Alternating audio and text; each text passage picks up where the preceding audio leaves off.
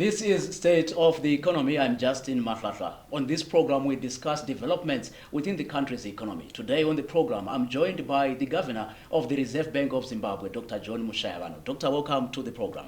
Thank you. Now, since the introduction of the ZIG currency in April, we have seen developments that have led to a devaluation of the currency. Perhaps you can explain what led to that devaluation and how has the RBZ responded? First of all, let me correct you. What happened was not a devaluation. What happened was a manifestation of what was already happening in the economy. Remember, there is a parallel market out there, and economic agents, retailers, manufacturers were already pricing their products based on what was happening on the other market. Also remember that we have a willing seller, willing buyer arrangement when it comes to foreign exchange trading.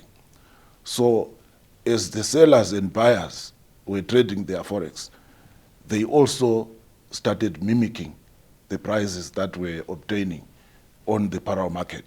And hence the rate then moved from where it was to around 25. The central bank is also a player in the willing seller, willing buyer market. We are a willing seller in the market. And when we went into the market, we also realized that there were buyers who were prepared to buy at rates above 25. And therefore, as a willing seller, we also priced our foreign currency at that price. I would also like to mention that on the day that the rate moved to around 25, when we first went into the market ourselves as the central bank, we were looking at an exchange rate of about 30. But at that rate, there were no willing buyers. We only managed to get willing buyers at around 25. And on that day, we went into the market with 50 million US dollars. And our indicative price was 25. We only managed to get takers for up to 34 million US dollars. The other amount was not taken up because the willing buyers were not willing to pay that price. So this is what we mean when we talk of price discovery. There will be willing sellers who will be asking for their own price, and there will be willing buyers who will be saying, are they or are they not prepared to take the foreign currency at that price? So that is what happened. It was not a devaluation, it was a manifestation of the willing buyer, willing seller arrangement. You have explained clearly, Doctor, and from what I've understood, it appears the Reserve Bank, as you said, you were also a participant in the market and you were also playing your part. Does this then mean that the other market that you're referring to, which is commonly referred to as the black market, is determining or setting the pace in terms of the value of our currency? Not necessarily. That should not be the case. In fact, that market is an illegal market, but we can't wish it away. It exists.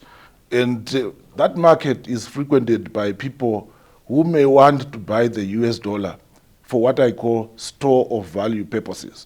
And when someone is buying US dollars for store of value purposes and not for trading, they are prepared to pay anything because what they want is to have the US dollar in their pocket.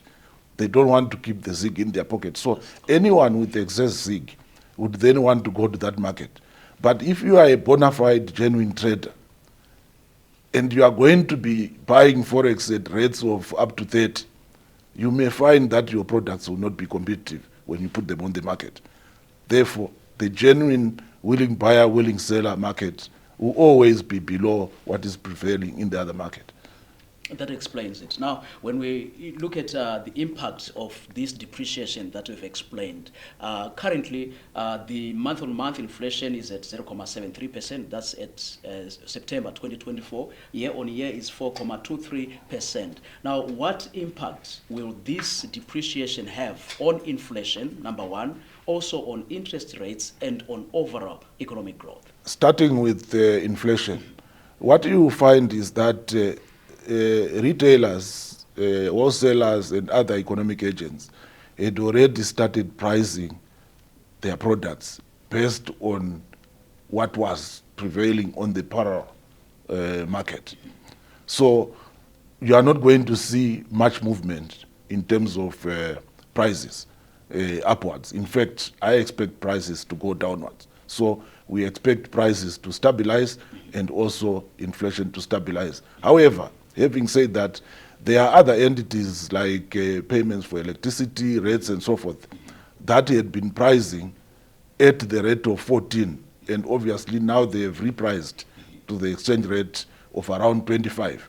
So we are going to see movement in the prices of electricity, movement in the amount that you pay for rates, but when you blend it all together, we see a situation where we will end the year at an inflation rate which is not more than 8%.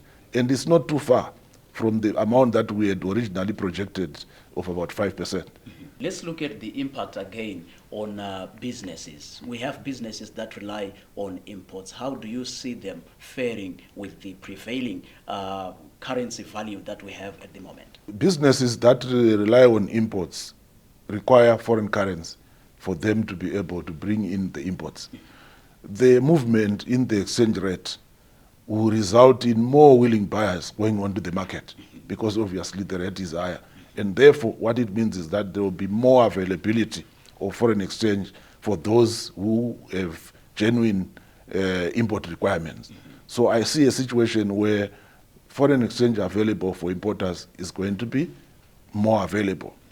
However, having said that, I also see a situation where we have been seeing of late an element of overstocking on raw materials, simply because people were trying to get rid of their ZIG balances. Any accumulation of ZIG balances was being converted into stocks.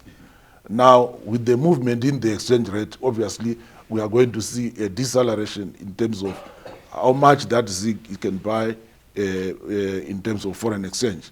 And therefore, that should also moderate the demand for foreign currency.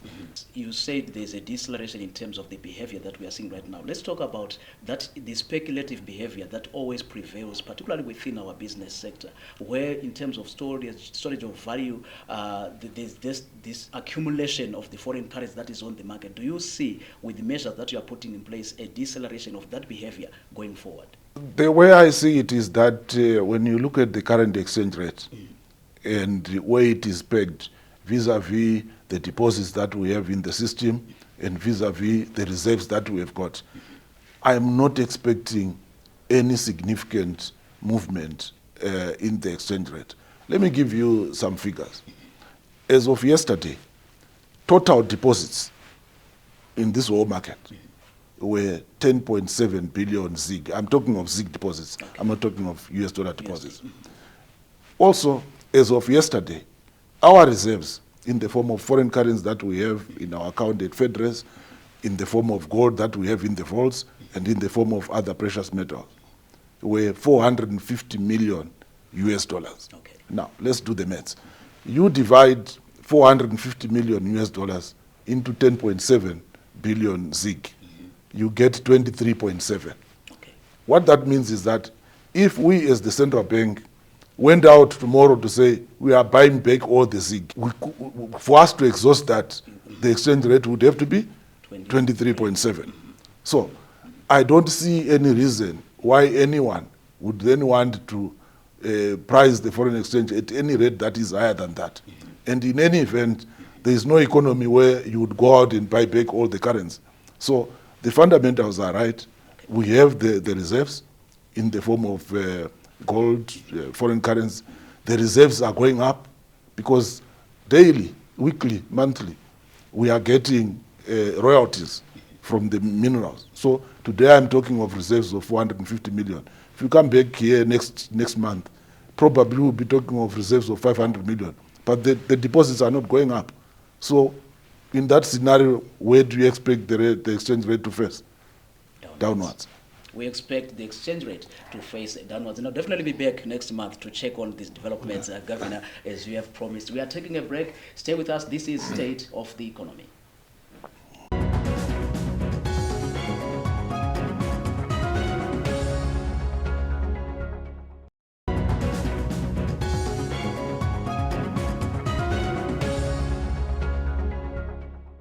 Thank you again for staying with us here on State of the Economy as we continue with our discussion on developments surrounding the newly introduced ZIG currencies. Governor, before the break, you spoke about your expectations, particularly with regards business, how they should behave in terms of storage of value and what we also expect in terms of inflation and so forth. Let's look at the impact of the depreciation of the ZIG currency on households. What measures are there from the Reserve Bank's perspective that should assist families or households cope with the developments around the ZIG currency? We are expecting things to stabilize going forward. I would say that the impact, yes, has been felt, but going forward there should be stabilization. In fact, we should see prices starting to fall. When the ZIG was introduced, there was that expectation from everybody across the board that for some time we are going to have a currency that is very, very stable. The thing is, do we have developments within the market that we should anticipate, that people should be prepared for going forward? Yes, you are giving your word that you don't expect any further changes, any further depreciation, but how strong is this assurance to the generality of Zimbabweans for them to also have confidence within the currency or with the currency as they move forward with their livelihoods? This assurance is very strong. Why am I saying so? It's because as the central bank, we have control over money supply. And you have my assurance that the deposits, where they are at 10.7 billion, will not grow much further. You have my assurance that the reserves that are backing the currency will grow because we will continue to get royalties from the minerals that we mine. We have put in place measures as the central bank to curtail further credit growth because, as you know, money supply also increases through credit creation by banks. And the recent move that we took to, number one, increase state reserves, and number two, up the bank policy rate will actually slow down credit creation. So if you put all that together, the scenario that you get is that money supply will remain under control. The reserves will continue to go up. So for what reason will the exchange rate go up? And for what reason should we then not have stability? Okay. Doctor, there is an issue that perhaps the public has been discussing. It's there on the public domain, on social media and everywhere, about the relationship between the ZIG currency and our gold. We know, as you announced, and as everybody knows, that our gold is backed, our currency rather, is backed by gold and other precious minerals. But we know lately that the price of gold has gone up the world over, and yet our ZIG currency depreciated. Can you explain that phenomenon? Our currency, the ZIG, is backed by gold predominantly, and other precious metals that we have, and also the foreign currency balances that we have with the Federal Reserve Bank of New York. That is a fact. Now, there is a difference between backing a currency with gold and linking a currency to the price of gold. As you'll be aware, our foreign exchange trading is done under a willing seller, willing buyer arrangement. What that means is that if someone has got 10 US dollars, they will go to their bank and say, I'm prepared to sell my 10 US dollars for, let's say, 30. Okay. In exchange for ZIG. They make the offer. The bank will look at its pipeline demand for Forex because it has also got customers who have said, I am prepared to buy US dollars. So maybe those who are wanting to buy from the bank are saying, I'm prepared to buy at 15. Okay. So we now have a situation where the seller is asking for 30. The buyers are saying they are only prepared to pay 15. That is what we call price discovery. The seller may then back down and say, okay, in that case, I'm prepared to sell at 20. And the sellers may say, well, if it is a 20, we'll buy. And that's how you will buy. Okay. This is despite the fact that this currency is actually backed by a commodity that you can see strengthening. So as the buyers of the foreign currency obviously will be saying, I know that my currency is backed by gold, and therefore the price of gold has gone up, and I should not be paying anything more than 13, for example, for that currency. But the seller is the one who is holding the currency, and then it becomes a question of supply and demand. How desperately do you need the dollar, and are you then prepared to succumb to the price of the seller? So that is what happens when the willing seller, willing buyer market. But as I said to you earlier on, if you were to operate on the basis that how much reserves are there to be able to buy all the ZIG in the market, we have 450 million US dollars as of yesterday. How much money is out there in people's accounts? It's 10.7 billion ZIG. And therefore, from a purely arithmetical perspective, the exchange rate has to be 23.7, because that is the exchange rate which will exhaust all the balances out there. But then it then depends on sentiment. That's when you end up with a rate which is either higher than 23.7 or lower than 23.7. But then, Governor, my question is this the trend the world over, the willing buyer, willing seller structure? Is that what prevails in other strong economies, or is peculiar? This is not peculiar to Zimbabwe. The foreign exchange market is supposed to operate on a floating arrangement where the buyers will say what they want to pay, the sellers will say what they want to pay, and you meet halfway, or you meet each other somewhere. Exactly like what happens on the stock exchange. There will be sellers of shares who will be wanting to sell at a certain price. Buyers will be wanting to buy at a certain price. And you discover the price along the way. It's somewhere in between. That's exactly what happens on the foreign exchange market the world over. Thank you so much, Governor. Governor, interestingly, from your explanation, people would also ask, are they now allowed to go into the streets to buy currency from whoever has the currency? Since the willing buyer, willing seller determines who has it, who wants to buy and sell, and then they need to reach an agreement. Are people now allowed to go into the streets, or go back rather into the streets to sell or to buy foreign currency? In this country, foreign currency is traded by what we call authorized dealers, or in some cases, authorized dealers with limited authority. Okay. Here I am referring to Bureau de Change. And when I refer to authorized dealers, I am referring to the commercial banks as we know them. Any trade outside that is obviously what you might call the parallel market, and it is illegal. Okay. Thank you for that explanation. Yeah. Well, thank you so much, Governor, for those insights. We are taking a break. Join us when we return.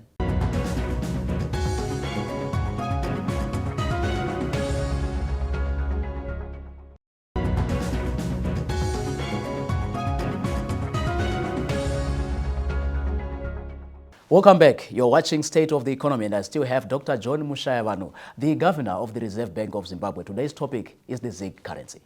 Let's also look at your overall strategies that you have as the Reserve Bank of Zimbabwe to promote economic growth. Despite the developments that might happen, anticipated or non-anticipated, what strategies are there in place from the RBZ to promote economic growth?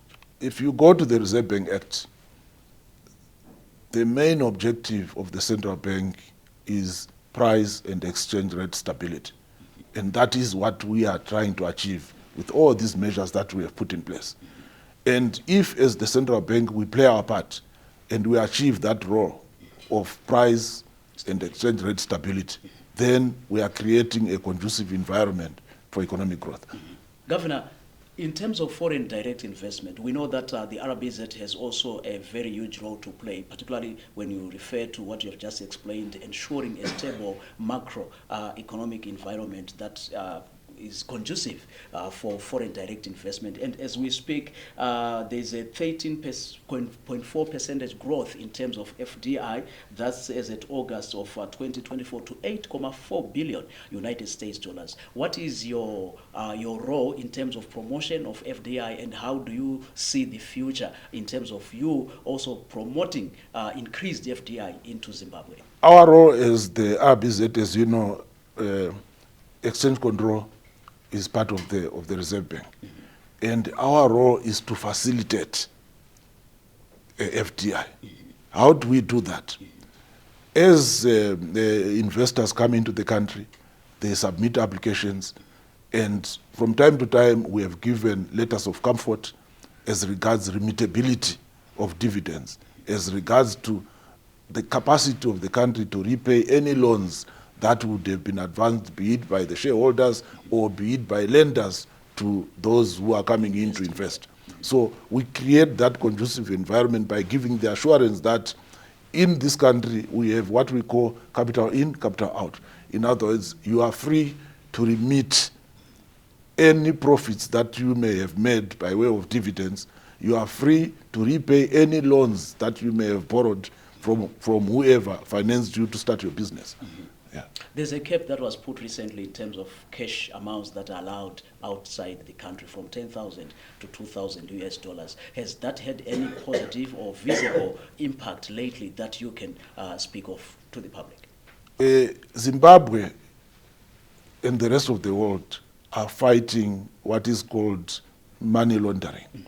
And money laundering usually occurs through the movement of cash. So the more cash a country allows its people to take out, the more prone it will be to money laundering. If I take you a few years back, this country was grey listed by FATF. And it took a lot of legislative amendments and other controls that we put in place for us to be removed from that grey list. So this is why we then said, let's limit the amount of money, cash, that a person can take out. However, having said that, you can take out as much money as you want through electronic means. Okay. There is no restriction as to the amount of money that you can load on your card and you can go and use abroad. And as a country, we should be promoting a situation where people use more and more of electronic means of transacting than using cash. Cash is usually associated with the underworld, and I'm one person who is an advocate for a cash-light society. Even domestically, I would want a situation where we use less of cash and more of electronic means of transacting. Let's look at your long-term plans as the Reserve Bank of Zimbabwe. What structural reforms will the RBZ implement to address underlying economic issues? There are no real structural reforms that we need to implement except to walk the talk. We have already set the environment for a stable exchange rate environment, and if we continue with our tight monetary policy stance, we should be able to stabilize the economy. Are you, in terms of your updates, feedback from the generality of Zimbabweans, how often do you publish updates, and do you get any responses that you also consider in your policies? Central Bank updates the market on a regular basis. For starters, the Monetary Policy Committee meets once every quarter, and you would have seen immediately after each Monetary Policy Committee meeting, we issue a communique to say we met and this is what we discussed. If we decide that we want to let things continue the way they are, we say it exactly as that. Further to the above, the Reserve Bank also has quarterly publications, half-yearly publications, annual publications, and in addition to that, we also have our website, which people can visit, where all these publications can be found. And over and above that, you can also find us on X, formerly Twitter. So there are various methods of communication, and we can also interact with the public using those media. That's quite a positive development, Governor. Perhaps as we conclude, your words to Zimbabweans, that assurance again, but anything that you'd want to assure the public that is watching this program in terms of what they should expect in the future? Yeah. Don't be influenced by the parallel market. Be influenced by the fundamentals that are there. I did mention that as the central bank, we have enough reserves, if we wanted to buy back all the ZIG that is out in circulation, all the ZIG that is in your accounts. And if we were to do that, the rate is not 25. It's actually much less, around 23.7. So we should not be influenced by speculative tendencies. Rather, let's be influenced by fundamentals on the ground. When there is too much money in circulation, you will feel it. As the central bank, we have said we'll walk the talk and keep money supply under control, and that we will do. So that is my assurance to Zimbabweans that we will play our part, walk the talk, keep money supply under control, and that way we will stabilize this economy. Doctor, thank you so much for sharing your views and also for being part of this program. Thank you. That was State of the Economy with Reserve Bank of Zimbabwe Governor, Dr. John Mushayavanhu. Thank you for watching.